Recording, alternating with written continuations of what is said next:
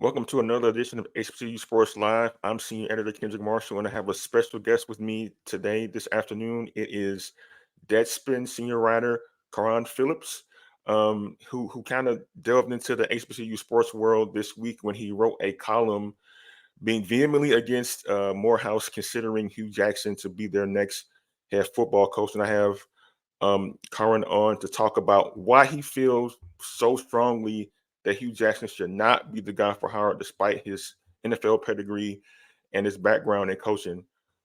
Carron, thanks for joining me. I really appreciate it. And so, as a Morehouse man, as you can see, you decked out in the Morehouse gear. Why do you think Hugh Jackson should not be the guy that Morehouse considers as the head coach? Because there's nothing that Hugh Jackson has ever done um, to give us any foundation of legitimacy that this is the school he should be at, this is the program he should be taking over, that he would be a fit within the culture and legacy of Morehouse, that he would be a fit inside the athletic department, um, and that he's actually good at coaching football because we don't have a shred of evidence that proves that Hugh Jackson is good at coaching football. That's a strong position you're taking. Some would say it might be a little bit unfair considering, despite his head coaching record, which hadn't been very good. Very good. Um, It's trash. It's and it's literally if if you've been a head coach in the NFL, and in your first stint you went 8-8, which means that you're average at best, right? You that is you were C minus head coach. You were the definition of mid, right? You're 8-8. Uh, then the next time you get a head coaching job, you go 1-15. The next season after that, you go 0-16.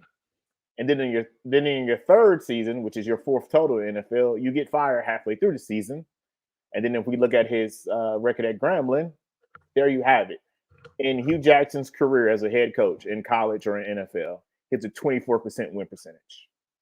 24%. There's never been a point in life when 24% has been good, or is the basis for someone to say you have a pedigree at something, which is what I am so confused about when people have questions. And like you said, saying that I have a strong stance, I don't understand how that's a strong stance when it's an actual fact. Like, I'm not making this up. I'm not going off emotions, like I said in the piece, but some people on social media claimed I did. yeah, I just listed facts. Like, these are the things that have happened. These are the things Hugh Jackson has been involved with on and off the field. This is the production.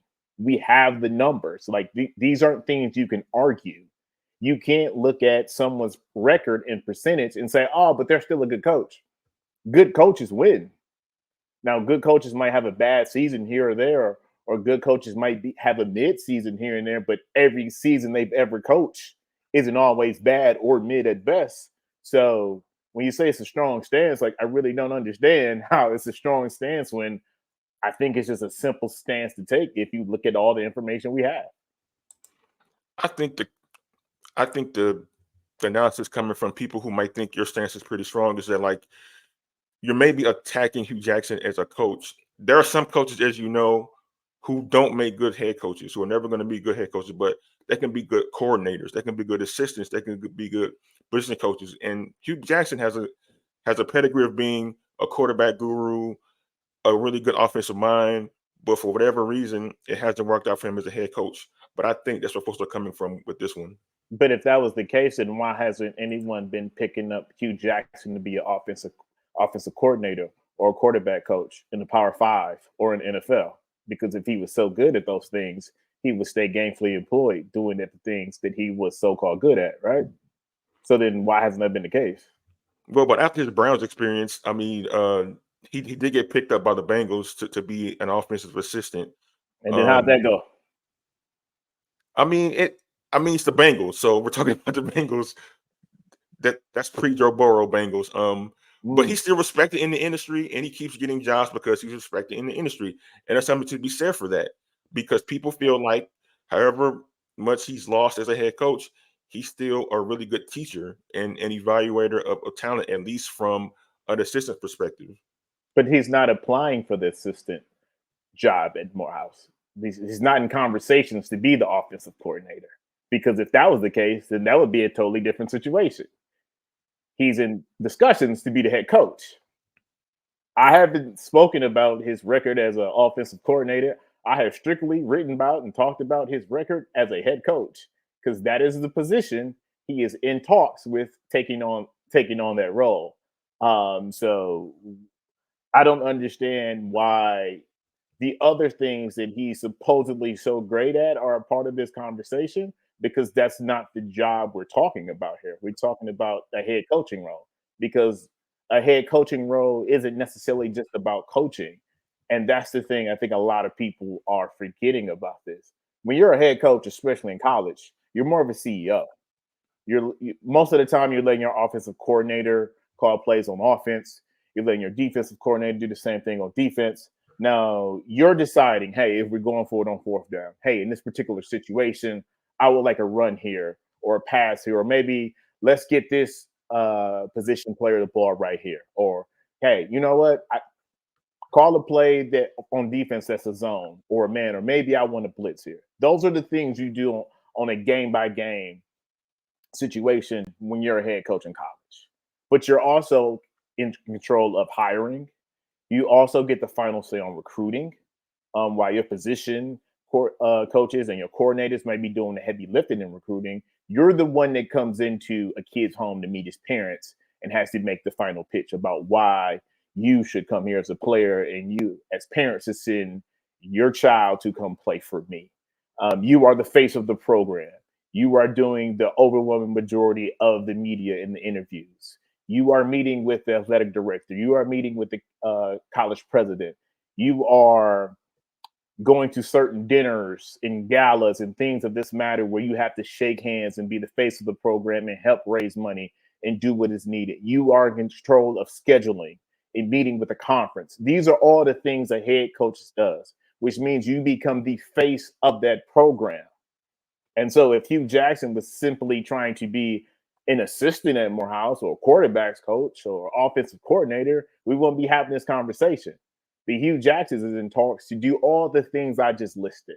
And that's where the problem comes in. And one of the things you kind of pointed out in your column that was kind of a demerit against him was his time at Grambling. It lasted 2 seasons, but before he coached his first game, he had hired disgraced Baylor coach Art Briles as offensive coordinator, and that got tremendous pushback from around the country as to why would he consider hiring a guy who was involved in at Baylor. And you use that reasoning to say he wouldn't be caring about black colleges to associate himself with a coach who was involved with what he was involved with at Baylor. And a lot of your column is about protecting the HBCU brand, especially at Morehouse. You're a Morehouse alum.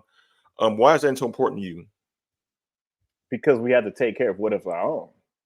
Like in the last, what this has been the last 3-4 years, with whatever Deion Sanders did at Jackson State, however you want to view it, my views on that have are public knowledge and have been stated time and time again. You look at Hugh Jackson at Grambling, the fiasco and drama and unnecessary clownery we saw from Ed Reed at his short stint at Bethune-Cookman. With all of that, we've seen this entire discussion about HBCU athletes, right? Should these coaches come in with NFL pedigree? Should our best and brightest athletes, talking about black athletes, not go to PWIs and Power Five schools and come back home to HBCUs? And the issue with this entire conversation is that the people who don't understand how this works have been the loudest. Just because you're black doesn't mean you know how HBCUs work, because there's a such thing as HBCU culture. And you know this. And then there is something that every HBCU has their own culture. There is something and things that we just do at HBCUs that we did on our yard at Morehouse, that y'all do on y'all yard, that y'all did or currently do on your yard at Jackson State, right? But then there are also things that y'all would do that we would never do, and things that we do that y'all would never do. And I've watched this conversation be hijacked from people, black and white, who have no idea about what goes on or any of these cultures or the culture as a whole. Because one, they didn't attend them. Two, they don't understand how we work.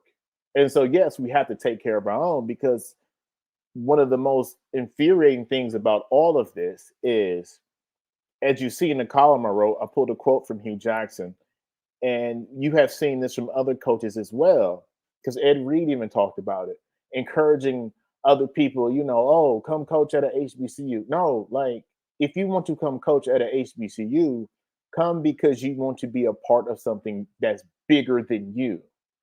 Don't come here because you think this is the only place that will have you. Like, this isn't Last Chance U. We aren't some schools and athletic programs that you can just come through because the man did you wrong, or it hasn't gone right for me everywhere else. So now I'm gonna finally pay some attention to the little black house. No, no. If we were not a priority to you from the beginning, do not show up to us thinking that we're your third and fourth chance at trying to figure something out for you.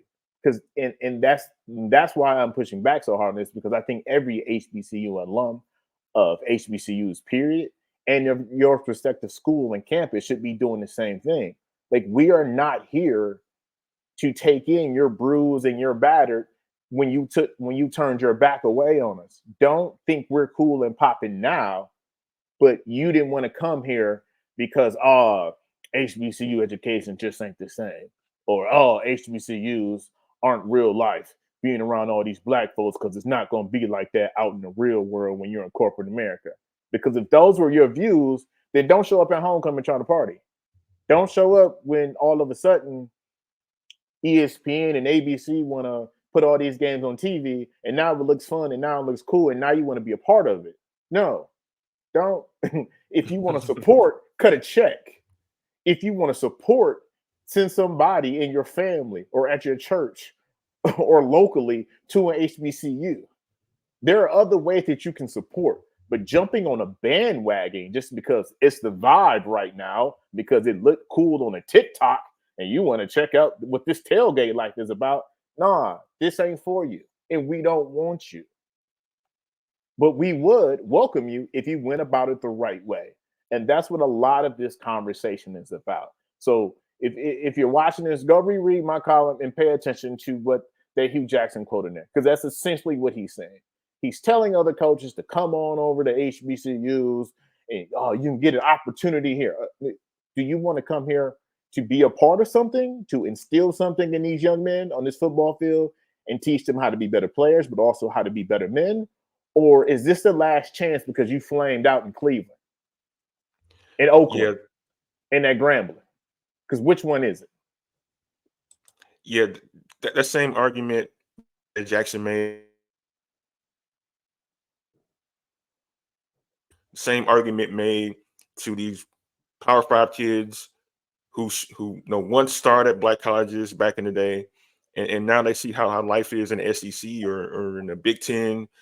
That's not real kind to black athletes or black people in general. An argument is made, well, come to a black college. You should have considered us first. You have to deal with all that nonsense going on up in Auburn, Alabama, or in Oxford, Mississippi, or wherever you go to school at. But you seem to think like guys like Hugh Jackson and Deion Sanders and to a certain extent Ed Reed are disingenuous in their interest in coming to HBCUs. A lot of people I've heard say, well, they have the savior complex, and they want black colleges to be shaped in their own image and say, look at the job I did to resurrect this school. But from my standpoint, like, I don't see Hugh Jackson as being like that. I think he just wanted to coach football. But then he can coach football at the YMCA. He can coach football at a church league. There's many different places and opportunities Hugh Jackson could go coach football if that's just what he wants to do. Because if this wasn't about Hugh Jackson, as I put the link into my column, he wouldn't have been all out on TikTok trying to do a fake Deion Sanders impersonation with a velour suit on, sitting on top of a luxury car with fake chains, talk about, yeah, come on down to Grambling. Like, what are you doing? You're a walking stereotype right now. This isn't who you are. You ain't for, for as many issues as I might have with Deion Sanders. You ain't Prime. Prime has earned the right to do all the antics Prime did because Prime got it done, and Prime created this moniker, and Prime lives this moniker. That ain't you, Hugh. So what are you doing? So He feels now like you probably got to do that to recruit. I mean, recruiting today isn't the same as it was 20, 30 years ago. Like it's kids are attracted to more to things than just coming to your house and meet your mom and talking shop. It's more about aesthetics now. it is. But kids also, like anybody else, understands the real from the fake. And nothing about what Hugh Jackson did in those videos looks authentic. So yeah, your views on TikTok might go up, but that don't mean the interest in your program did, because we was too busy laughing at you because you look like a clown, if we're being honest. So yeah, and that's part of the other thing. I'm glad you brought that up. Yes, recruiting has changed, but yeah, if you got to do all this to recruit, were you any good of a recruiter in the first place? Because yeah, while the game might have changed, the rules are still the same. Do you want to come here, and why? What opportunities do we have? Is it about the program? Is it about the legacy of the institution? Is it about playing time? Is it about scheme? Or is it about player development? And yes, while NIL has changed things, all of those things still matter, because it doesn't matter how much the bag is wherever you want to go or how much they offer it. It doesn't matter how much the bag is if you're not playing. It doesn't matter how much the bag is if they're not making you better, preparing you for what you want to accomplish on the field. Are they putting you in the right positions in film study? Is your position coach going over what you need to do to get better? Is it feet work? Is it hand-eye coordination? Is it how you see the field? All of this is part of recruiting. And I don't understand how TikTok or NIL changes that. Yes, that it enhances it. Yes, it may be surface level, but at the end of the day, if you're coming here to play football, you got to get it done on the field. And all of these recruiting antics ain't gonna matter to when we get in these team and position practices and meetings. And I found out you only good at making it seem like you can coach on TikTok. But when we watching game film, I'm starting to realize you're not actually good at coaching football. Yeah, I mean, a coach will get exposed really quickly, and I actually wrote for our website, kind of explain why Grambling probably made the right decision to let Hugh Jackson go. And I mentioned like how they led the FCS in penalties, how they kind of faltered down the stretch, with playing like a weaker schedule than most schools did, and how they lost in the Bayou Classic to a team that had an interim coach after they fired their coach the week before. They seemed unprepared for that game. So Whose yes, job is it to have the team ready and disciplined so that they don't have penalties and coached up before a game? Whose specific job is that? that will fall on the head coach. And I kind of laid that out in my column on our website, that it kind of falls on the head coach, all the responsibilities. But you mentioned earlier about like if some of these ex NFL guys had a desire to coach at HBCU, and some of them have, some lesser names have, not just in football but in other sports too. You said come to schools the right way. What's the right way for them to do that? Study everything Eddie George has done at Tennessee State. Uh, and Eddie George has been the perfect example of how this can go and how it should go. Because if you go back and you research and you read about how Eddie George took this job and started off on the wrong foot. I believe if you go back, the Tennessean is the publication. I believe that has the exact quote. But there's a story about Eddie George first taking that job at the time and how he was on the fence and wasn't going to do. And Jeff Fisher, his former coach with the Titans, is the coaching position. And if we're being honest, let's just is we know how the game is rigged for black coaches in the NFL, despite what this current hiring cycle might look like. But Jeff Fisher is the model of white privilege when it comes to NFL coaching, because we would never see a black coach be able to go 8-8 almost every season for his whole career and stay gainfully employed and keep getting hired the way Jeff Fisher did. So to watch Eddie George have to talk to that man and that man having to convince him to go to the black school really irked and annoyed me, which is why I paid a lot of attention to Eddie George going on. But since then, Eddie George has gone about it right in every way. He's done the work, he's done the research, and if you watch his post-game press conferences or his during the week press conference when they talk to him about these things, he has learned about the troubles financially that have, brought on additional hurdles for HBCU athletics, HBCU football, and HBCUs in general. Rather it be from, land grant money we're supposed to get, the states aren't giving us, and things of that matter. Eddie George has gone about it the right way. You don't see Eddie George out here dancing all in the videos. You see Eddie George coaching. You see Eddie George in the background. You don't see Eddie George cutting commercials on TikTok, doing all this other nonsense. And not to knock that nonsense, because if that nonsense is working for you, cool. But so far, we've seen it has not. But Eddie George is literally at Tennessee State to coach and make his players better and to give back. It's why you have to dig to get information on him. He's also been a reason why Tennessee State made college football history, because last season, Notre Dame's first home game was against Tennessee State. It was the first time in the history of Notre Dame that an HBCU played at Notre Dame Stadium. That was because of the relationship between Marcus Freeman, head coach at Notre Dame, and Eddie George, because they both went to Ohio State. Now, Eddie George is out here making history. I had never thought in my life I'd see a black school playing at Notre Dame, but it just happened, and it happened on the field with two black head coaches.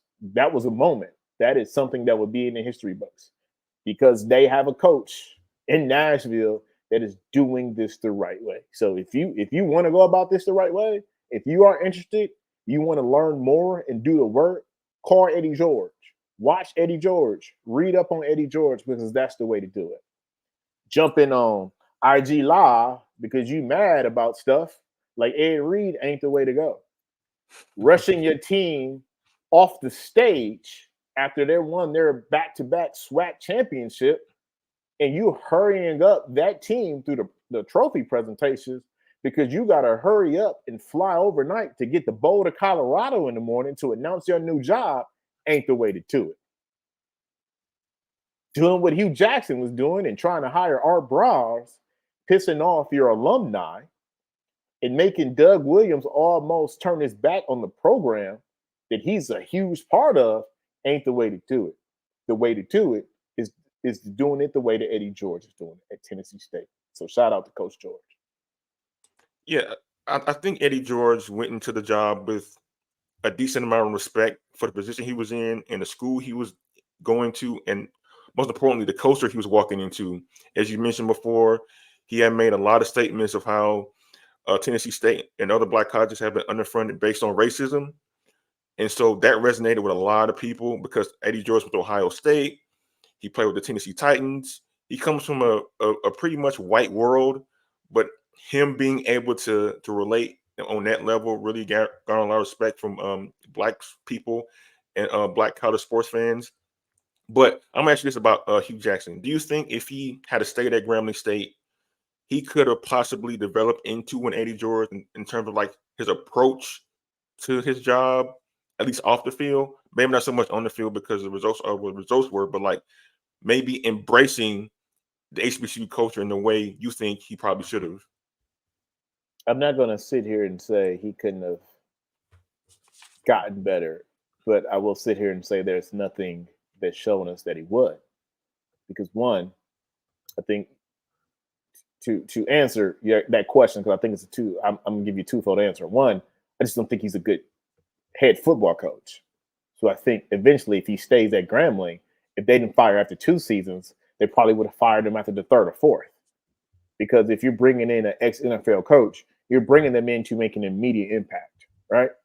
Because if you wanted someone that's going to take a couple of years, you wouldn't have got you would have got someone else. You would have given some black coach or black coordinator who's been in HBCU football or SWAC or the MEAC or the SIAC for years, waiting for that opportunity. You would have gave that deserving coach an opportunity to take time to build a program, not the NFL guy who still hasn't done anything in the first 2 seasons, and you're scratching your head as an administration wondering what it's all for. But secondly, the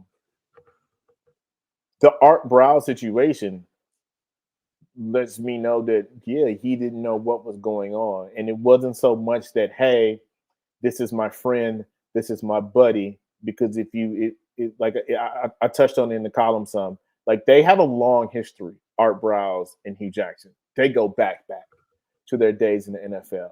And Hue Jackson, for years, even before coming to Grambling, has been a public advocate of having Art Browse around and being there for him. So they have a personal relationship, and I understand that. But when you made the hire and the backlash came, instead of taking a step back and being like, okay, maybe I made a mistake, maybe I did something wrong, let me take some time to listen and reflect. No, you doubled down. It's like you did something wrong. Everyone told you it was wrong. And he was like, I don't care. I'm gonna do it again.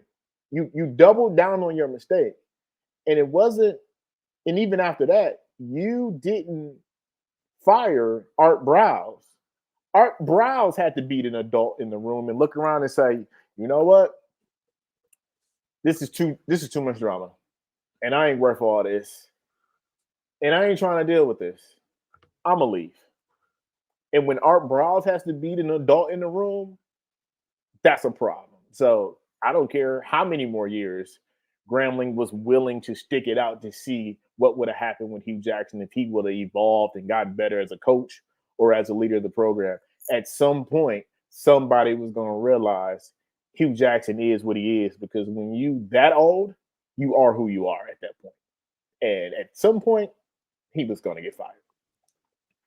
And after Jackson got fired at Grambling, he made mention that, like, as some HBCUs are under resourced, Grambling was one of them, and they didn't have the resources to compete. They didn't have the things in place to help build the program, and he felt like that kind of held him back a little bit.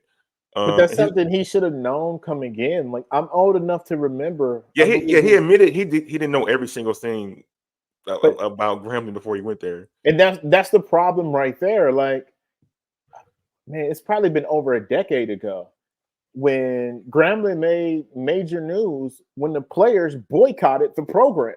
I remember that. When the football team boycotted the program over the conditions of the weight room and the way they were being treated in terms of travel, the weight room, food, all of those things. It was a huge story.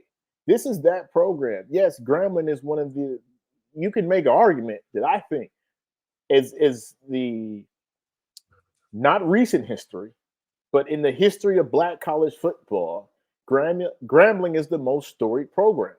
And a lot of that has to do with Eddie Robinson, right? And Doug Williams. But still, that G means something. Okay, we understand what has happened recently and how things have been, but it's still Grambling. Grambling still holds some weight. Even when they lost their accreditation and they got it back, it's still Grambling. And for you to just stroll in there and then you get there and you're like, well, I didn't know it was this bad. Well, did you ask? Did you read? Did you Google? Did you ask Alexa? Like all of the things these coaches run into, whether it be Hue Jackson or Ed Reed or Deion Sanders, once they get in these positions and they get frustrated with how things go. And I'm not sitting here saying that they didn't have a right to be frustrated with how some of these things go. But the things you got frustrated with were public knowledge. And it lets me know that you didn't do your homework before you got there. You thought you were the answer. And so you thought that once you got there, it would all get better. And that's why they have that savior complex, because you think once you show up, everything's just going to work out in your manner. And I don't need to do any research. I don't need to ask no questions. I don't need to ask no old heads. I don't need to talk to the alumni. I'm me. I coach the NFL. I can get us right, but you don't even understand what you're up against, what you're going to face, or what the parameters of this job is going to be, because this job is not going to be like any other job you have. This is not a Power Five. This is not a PWI. This is not a mid-major. This is the HBCU in the South. There are things that you are just going to have to deal with.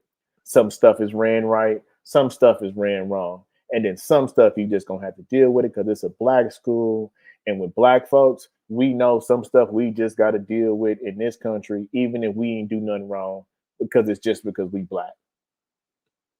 Right. And if you don't understand that when you walk into these positions, one, how can you be a leader of men?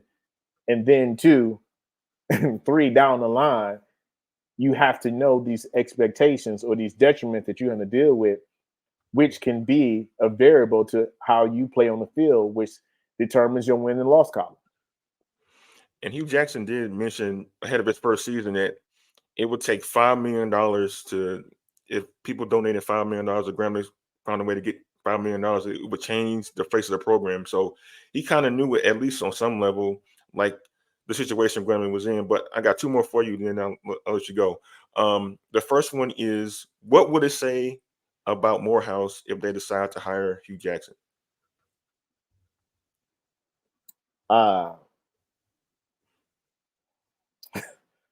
It's going to say we're making a horrible decision.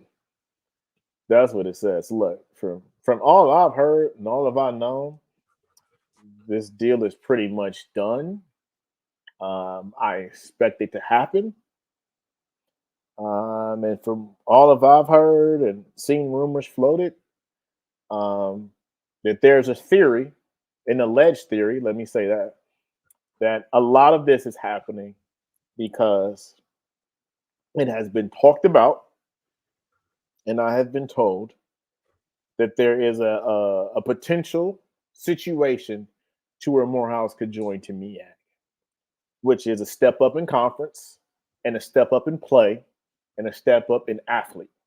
So having a step up in a coach makes sense. If all of these things that have been alleged and have been rumored and have not necessarily been publicly reported happen, right? So if that's the case and all of these things were to happen, I get it. I just stand by the fact that this isn't the head coach and this isn't the time for that.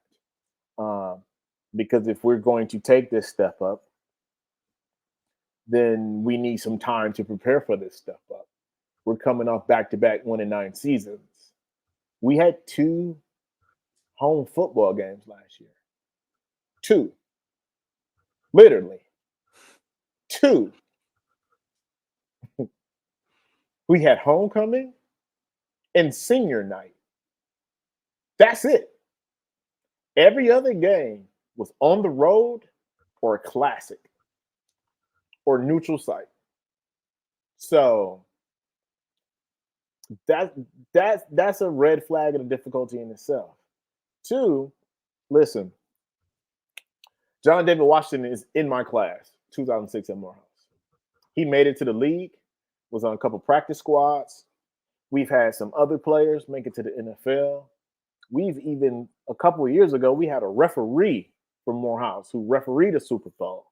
The last time the Ravens were in the Super Bowl, they had a cat, I believe, on the offensive defensive line who went to Morehouse.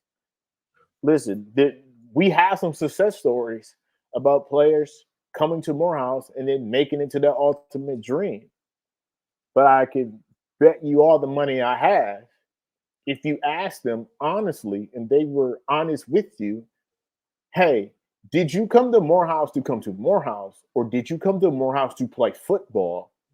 The answer is going to be they came to Morehouse to come to Morehouse. And that's the thing that makes us a little different.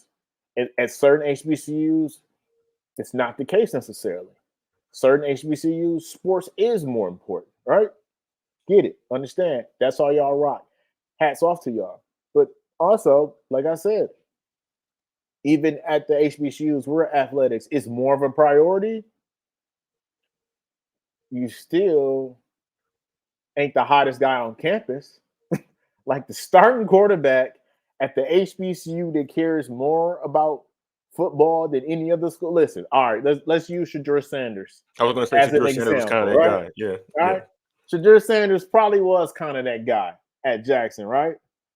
But you ain't gonna tell me nobody else had the same juice or more juice than Shadur on campus. And it's not a knock at Shadur, right? Shadur got all the juice on the campus at Colorado, right? But it's just the way that our schools are. Like, you come to HBCUs to be a better person. You come for the tradition. You come from the legacy. You come for this school is really great in this because this is what I want to be, right? Like back in the days when FAMU had one of the best business schools on the planet, right? You were going to FAM for that 5-year program they had going on because they were sending cats everywhere, every corporation and company and business you can think of. Some of them played football, some of them didn't. Some was on the hoop team, some was in the band. But also, no, like look at FAM this year. FAM just won the Celebration Bowl. Black National Championship, right? Great. First time they've been national champions since the early 90s, I believe. It's still the Marching 100 over there. You still got them drum majors over there. You ever been to a FAMU game? You ever seen how deep their SGA is when they walk into the stadium? And sometimes in them khaki suits and them dresses in the court and the dance team and the Greeks. Like, there's just a different pecking order culturally. Culturally, I don't know why I stumbled on that word, but culturally at HBCUs, right? And so that mentality of the athlete always being the priority or the athletic team being the priority is something you find at PWIs. It's something you find at Power 5 schools. It's the opposite. And we know that, and we need to be honest about that. Because that plays a part into it. Like you see some of these big programs when they make the NCAA tournament in basketball or they make the college football playoff. It happened with TCU last year in football. It's happened over the years with a school like Duke. Oh, this team is really good. Enrollment and application goes up. That don't really work for us like that. Well, I Our will push back enrollment on it and and say, expectation went up through the roof after 2020 and George Floyd and Breonna Taylor, and people were starting to look around and being like, hey, maybe we should go home and go to these black schools where we love. And like, yes, I know Jackson, Mississippi was cracking for the yeah, 2 it was years cracking. Tennessee was there. I'm not ignoring that, right? Y'all had game day there.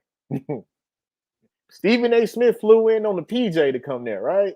Y'all But that was had Pat but that was McAfee all and all because them of there, right? Dion though. It wasn't because necessarily the football team. But I will push back on your earlier And point that about like, was part of the issue. Like, yeah, why didn't y'all show Jackson State no love before this? Jackson State has 4 Pro Football Hall of Famers. That's more than most of these schools that are in the CFP and on ESPN and CBS every week. Like, I get it. I understand what Deion Sanders was, but let's not act like Jackson State ain't been Jackson State and selling out that huge stadium for decades. Let's not act like Jackson State just got cool. J State been cool for a long time. it has been. Jackson State, led the country in attendance before Deion Sanders got there, and will lead the nation in attendance after he left too. So the passion for that university has not changed at all. But I will push back on one thing you said about like when a school makes a bowl game, they really don't help enrollment. When North Carolina A&T made the Celebration Bowl 4 out of 5 years, their athletic director said their enrollment actually went up because of that. So in some cases, at least most recently, that has been the case. But Oh yeah, and because A&T cares about athletics. yeah, Like if you look at A&T and how they're changed their model, well, look, first of all, you have to look at A&T as a whole. Like it just wasn't one athletics, but A&T figured something out a couple years ago when they jumped FAMU in terms of being like the biggest HBCU in terms of enrollment. A&T started doing upgrades to that campus. A&T started putting more money in their athletics. And yeah, they own the Celebration Bowl. They won, what was it, 4 straight?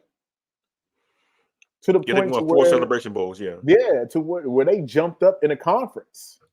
So like, yeah, I can understand that happening, but also enrollment at A&T was going up anyway before they start winning all those Celebration Bowls because A&T made I don't want to be misquoted and I don't want to get this wrong because I forgot specific information, but I remember something came down a couple of years ago and I'm blanking on it now because I was reading some report about what A&T did that changed a lot of the enrollment and a lot of the stuff, improvements that they made on campus because there was a influx of money, and I forgot what it was connected to. Uh, but some stuff changed at A&T that really got them popping. Did the football team being good help? Yes, but I'm also not going to take away from the things that happened outside of the playing field that also poured into A&T and took them to a new level in terms of just popularity, enrollment, attention, and favor in HBCU circles. Right. Yeah. I mean, what A&T has done, and I live in Charlotte, and so they have a lot of alumni, a lot of alumni who really are involved in the university and Mm-hmm. donate back to the school, and so that school's only going to continue to grow, as long as that's the case. But and my last thing for you is people who are going to watch the interview are are going to think you're being unfair to Hugh Jackson, not from the standpoint of maybe as a person, but as a football coach. What would you say to people who say, "Well, you're a Morehouse guy. You write this about essentially your school.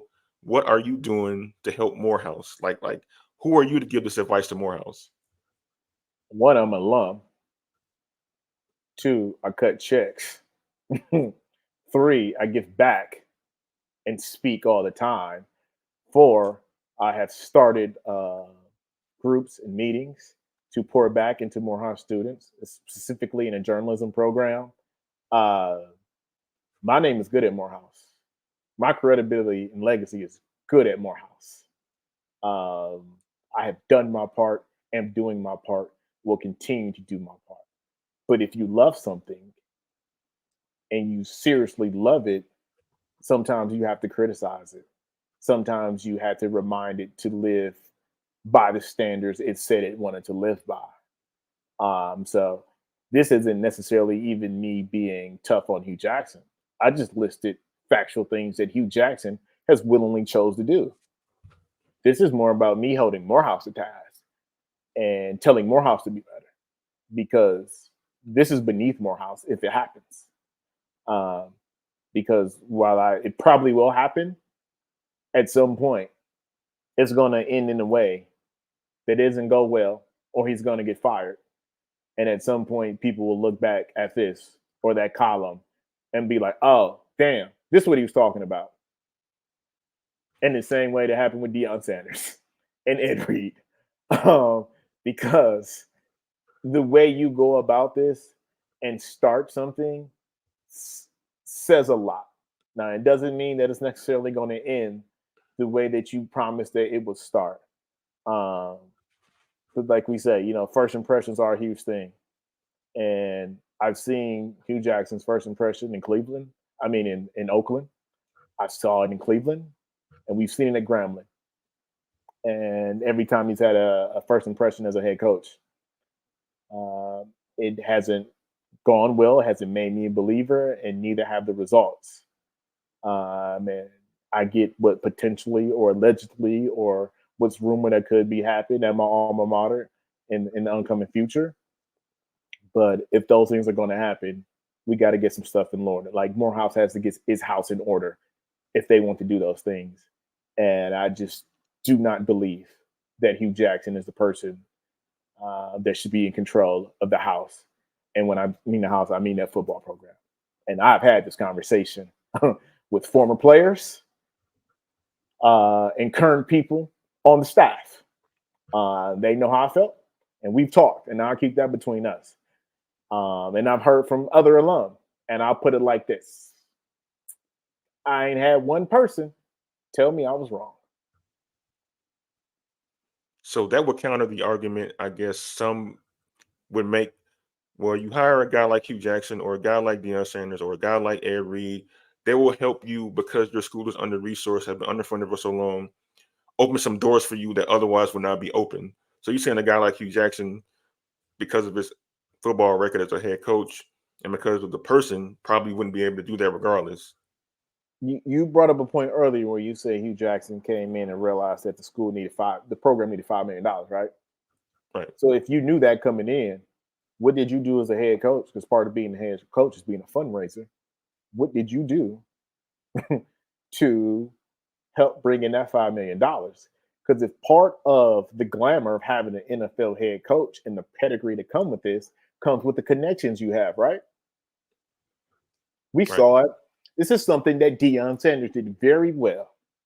You saw Troy Aikman and Terrell Owens. You saw a lot of cats that he played with around coming back.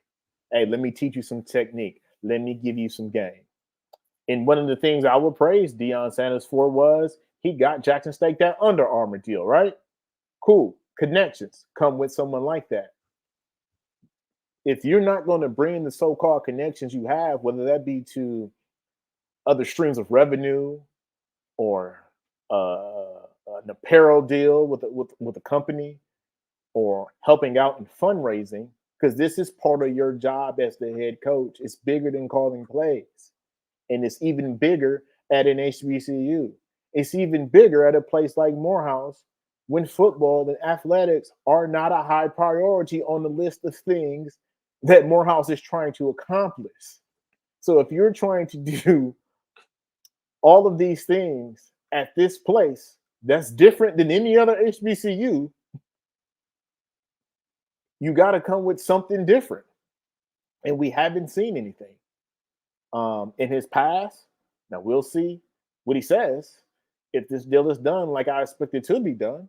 But I don't like to base a lot of my belief in hope, especially hoping that people who have willingly chose to do things, hoping that this is the time that they go about it a different way when they haven't given me a reason that they're going to do it a different way. And that is Deadspin senior writer Carron J. Phillips. You can find his work on deadspin.com. You can find him on Twitter at Carron J. Phillips. Um, Thanks a lot for your time and your perspective. I really appreciate it. No problem, man. Appreciate you having me. Appreciate you for doing what you're doing, the site, and having these conversations. Because, like, look, I get it. Uh, this isn't a comfortable conversation to have. It feels like we may be airing out some of my dirty laundry. But like I said, if you love something, if you love your institution, sometimes, hey, you gotta hold it accountable. And look, if right is right and wrong is wrong, and not having these conversations sometimes is the problem. Because if there's an elephant in the room, we need to address it. And everything ain't gonna be sweet and cool all the time. Sometimes stuff gonna get uncomfortable. But to get through that, to endure, to last, you got to get through the bumpy parts. And whether that be him bringing him on or they make the decision not to, I want to make sure I voice my opinion because it would be a sucker move if they do bring him in, if it goes wrong. And then I came out and wrote, and we had this conversation. I was like, they never should have did this in the first place. Well, and everybody will say, well, where were you when the talks are going on? Well, no, I'm saying it beforehand. And if it goes wrong, like I expected to, I will say it after. But if it also goes well, and this thing turns out really great for him in the school, I will come back on here and say, my bad. I messed up. I was wrong and I'll own it. But we got to hold each other accountable, man. We have to. And we got to keep it a buck. So I appreciate it for letting me come on here and do that. No problem, man. Appreciate it. Anytime.